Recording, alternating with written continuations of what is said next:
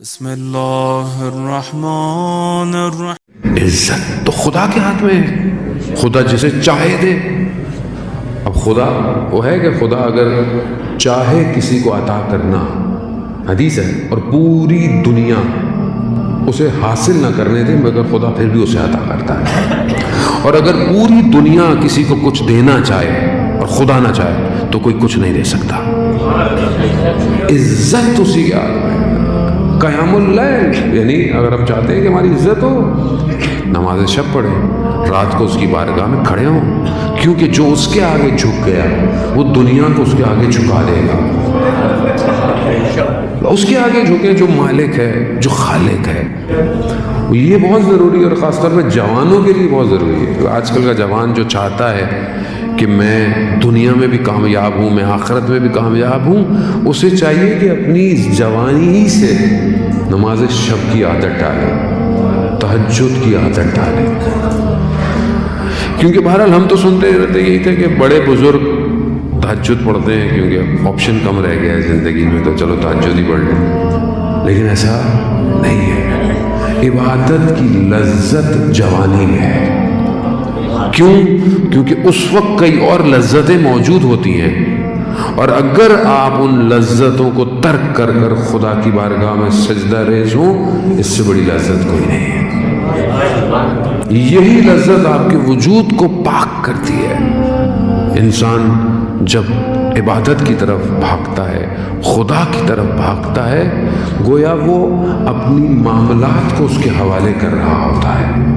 جب آپ کا معاملہ اس کے حوالے ہو گیا تو پھر زندگی آپ کو کچھ نہیں کر سکتی۔ تو ہم دیکھتے ہیں دنیا میں کتنے بڑے بڑے لوگ ہمارے سامنے آئے، کہ مثالیں بھی بہت ساری ہیں بڑے بزرگوں کی، علماء کی، اولیاء کی، شہداء کی، جو مثالیں ہیں۔ کیوں ان کو عزت ملی اتنی؟ کیوں ان کو اتنی عزت ہے؟ امام خمینی جیسی شخصیت، کیا آپ دیکھیں کہ کتنا ان کے مقابلے میں اس زمانے میں آئے۔ گورباچوف کو جب انہوں نے لیٹر لکھا اور بھیجا تو اس نے اپنے خاص آدمی کو، جو اس کا سیکنڈ تھا، اس کے ذریعے لیٹر بھیجوایا امام خمینی کو۔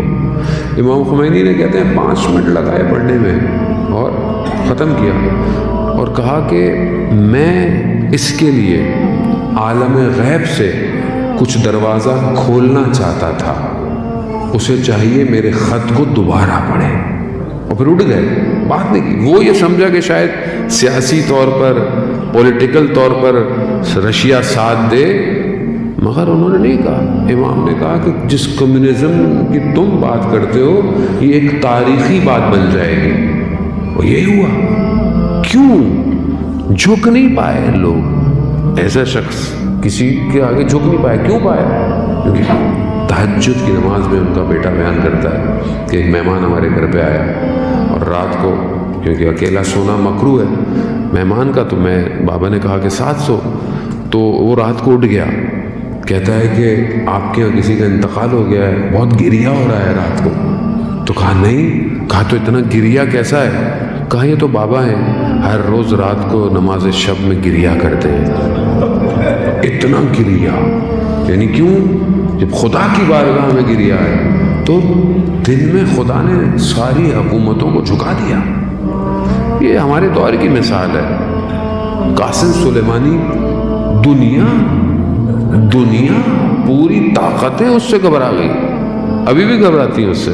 اس کی تصویر لگائیں، فیس بک بند ہو جاتا ہے، تصویر سے بھی گھبرا رہے۔ وہ کیا کرے گا؟ آپ تصویر کیا کرے گی؟ نہیں، گھبراہٹ ہے۔ کیوں؟ کیونکہ تہجد کی نماز خدا کی بارگاہ میں۔ کیوں؟ کیونکہ مالک وہی ہے، مولائی یا مولا انت المولا انا العبد وحجرم العبد الی المولا۔ تو خالق ہے، تو مالک ہے، میں تیرا بندہ ہوں، تو رحم نہیں کرے گا اپنے بندے کے اوپر۔ یہ ضروری ہے عزیزان محترم۔ آج معاشرے میں جو کمی پائی جاتی ہے وہ رابطے کی ہے، ارتباط کی ہے۔ آج ہمارا آپس میں کمیونیکیشن بہت ہے، آج سوشل میڈیا کے ذریعے سے ایک دوسرے سے دور کے فاصلے کم ہو گئے، بہت زیادہ ہے، لیکن جس اصل رابطے کے لیے خلق کیا گیا وہ بریک ہو گیا ہے۔ جو اصل رابطہ ہونا چاہیے تھا وہ ڈیوائس خراب ہے ہماری۔ یا یوں کہیں کہ ہمارے اندر وائرس آ گیا ہے کہ ہم اس رابطے کو درست نہیں کر پا رہے. اصل پروردگار نے ہمیں خلق اس لیے کیا تھا کہ تم میری عبادت کرو. وما خلقت الجن والانس الا لیعبدون. میں نے تمہیں خلق ہی نہیں کیا سوائے اپنی بندگی کے, سوائے اپنی عبادت کے. تو یہ مقام ملے گا کیسے کہ خدا اتنی عزت دے. راوی کہتا ہے کہ میں مدینہ میں قحط تھا اور لوگ بارش کے لیے نمازیں پڑھ رہے, دعائیں کر رہے, لیکن میں نے دیکھا کہ ایک سیاہ پوست یعنی کالا حبشی اپنے رخسار کو خاک پہ رکھے خدا کی بارگاہ میں کہہ رہا ہے کہ پروردگار اگر تو نے بارش نہیں بھیجی تو میں رخساروں کو نہیں اٹھاؤں گا. راوی کہتا ہے کہ بات پوری نہیں ہوئی, بارش شروع ہو گئی. کہا میں اس کے پیچھے پیچھے کہ بھئی کون ہے یہ غلام, کس کا غلام ہے؟ تو دیکھا وہ کوچے بنی ہاشم میں چھٹے امام کے گھوڑوں کو پالنے والا غلام تھا. یعنی عبد کی تربیتیں ہو رہی ہیں, یہاں بندے بنائے گئے. ہم اپنی زندگی میں دیکھیں عزیزان محترم, ہم عبد کتنے اچھے ہیں. عبد ہیں بھی یا نہیں ہیں, بندے ہیں یا نہیں ہیں. ہم بہت کچھ بننا چاہتے ہیں زندگی میں, ہم یہ بن جائے اچھی بات ہے. ظاہری طور پر آپ اچھی ایجوکیشن ہو, آپ اچھا آپ کا پروفیشن ہو, سب کچھ کریں. اصل بندگی ہے. سب کچھ آپ نے کر لیا, اسکائی اسکریپرز کھڑے کر لیں, بڑی بڑی جائیدادیں بنا لیں, نام بنا لیں, لیڈر بن جائیں, کمیونٹی کے لیڈر بن جائیں, سب بن جائیں, لیکن آپ بندے نہ بنیں. کہاں لے کے جائیں گے یہ سب؟ آیت اللہ عظمیٰ بہجت رضوان اللہ تعالیٰ علیہ, ان کی قبر پہ آپ نے دیکھا کیا لکھا ہوا ہے؟ عبد, بندہ. یعنی کوئی اور ڈیزگنیشن کی ضرورت نہیں ہے. اس ڈیزگنیشن کو ڈھونڈیں, اور وہ تبھی ملے گا کہ جب آپ اس کو خلوت میں سجدے کریں گے.